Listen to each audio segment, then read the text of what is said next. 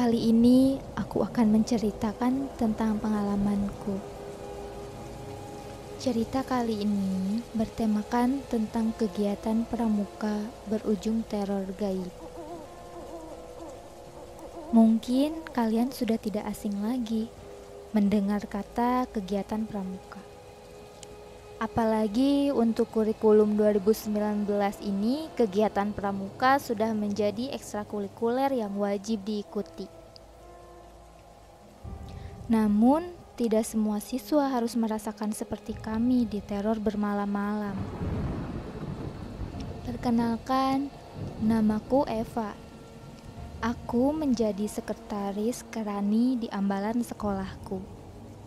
Aku masih duduk di kelas 2 SMA. Hari ini kami semua sedang bersiap-siap untuk melaksanakan kegiatan dari sekolah. Banyak sekali peserta yang mengikuti.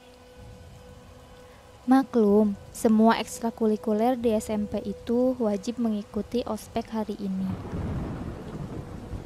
Ada pramuka, ada PMR, ada futsal, ada paskibra, dan tidak lupa pengurus OSIS pun turut ikut serta di perkemahan hari ini.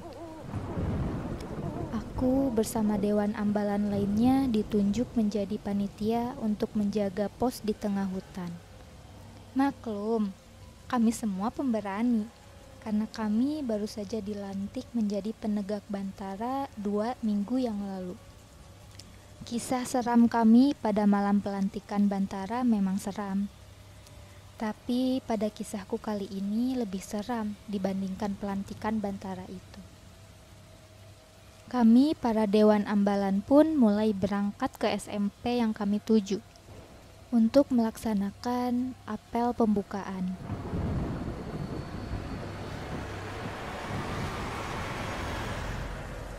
Sesampainya di tujuan, kami semua disambut oleh adik-adik ekstrakurikuler. Terutama aku dekat sekali dengan para pemain futsal. Menurutku dekat dengan mereka sangat mengasyikkan karena kepolosan mereka. Akhirnya, kami semua mulai mengikuti apel pembukaan di lapangan yang dipimpin oleh pembina pramuka dan kepala sekolah dari SMP tersebut.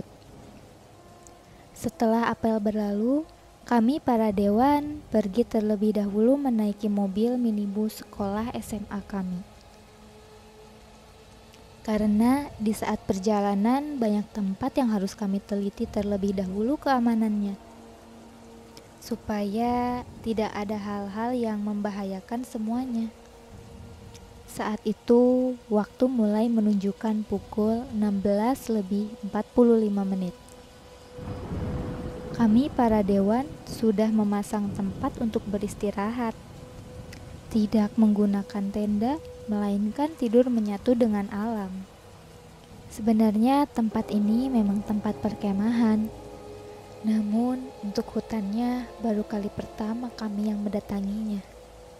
Tempatnya cukup jauh dari jarak perkemahan. Pada saat itu, jam pun sudah mulai menunjukkan pukul 17.00. Kami memasang pos pertama yang kami beri nama pos 1, yaitu pos kuntilanak. Kami tempatkan 3 orang yang menjaga di setiap pos. Kami pun menuruni jalan memasuki hutan.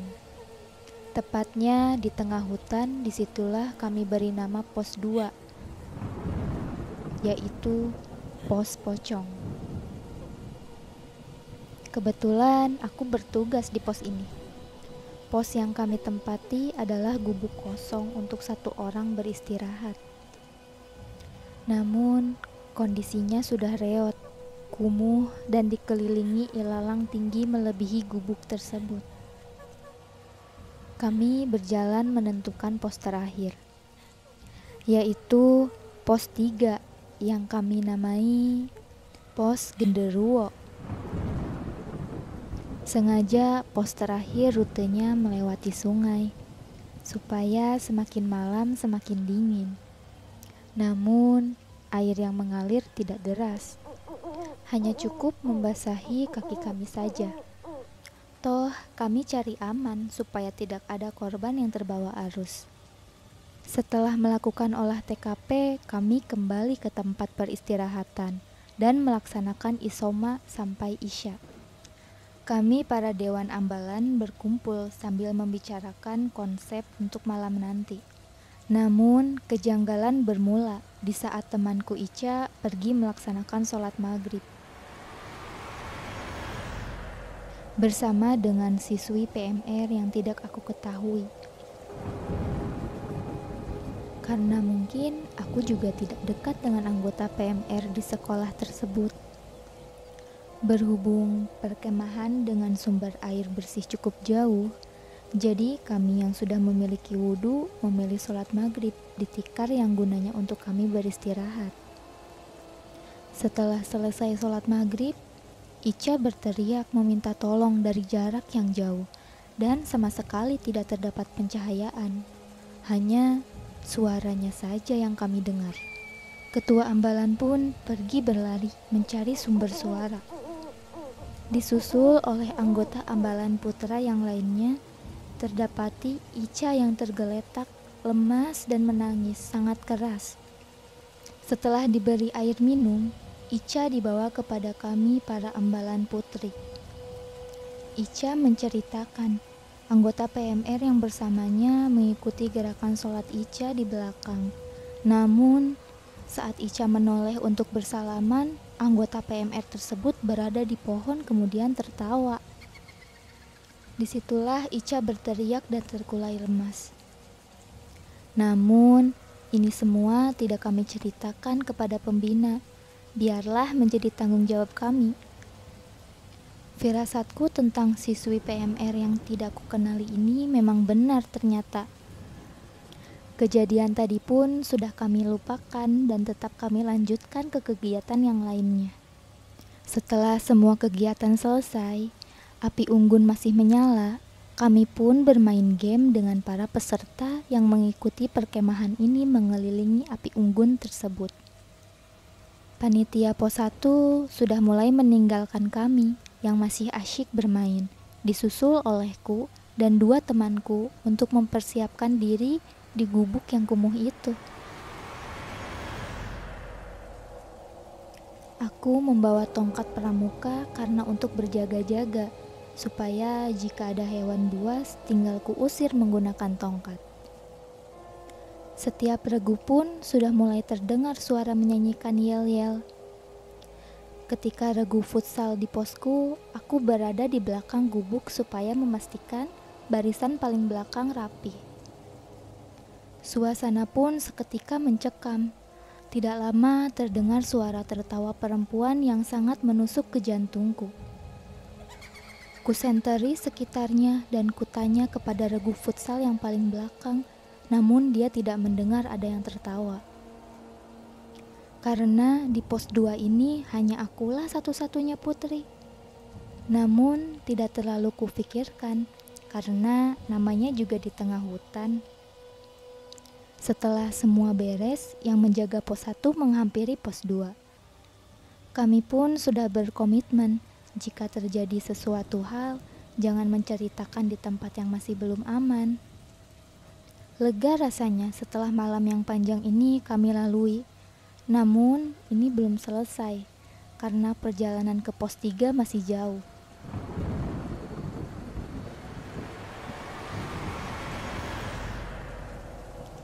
Kami berenam pun mulai merasakan hal yang aneh.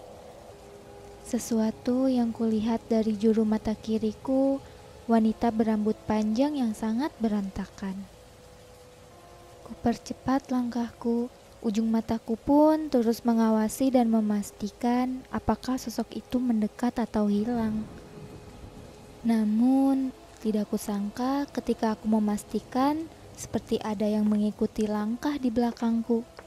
Aku pun tidak berani menolehkan pandanganku. Akhirnya kami mulai memasuki jalur pos 3. Karena bebatuan yang sangat besar dan air yang mengalir pun telah kami pijak. Senterku kemudian mati disusul oleh kakiku yang tiba-tiba kram. Aku meminta beristirahat terlebih dahulu supaya kramku hilang.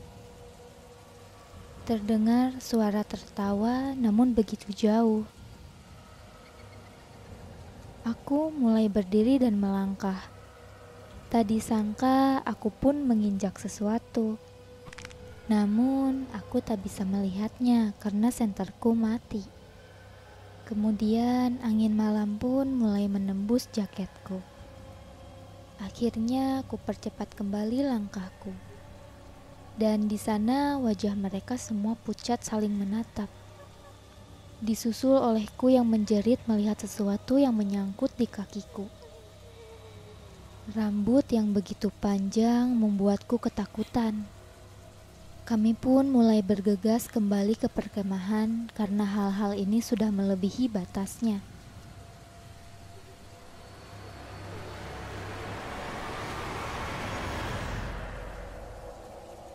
Di perjalanan dari penglihatan samar-samar, di ujung bebatuan terlihat wanita berlenggak-lenggok menari.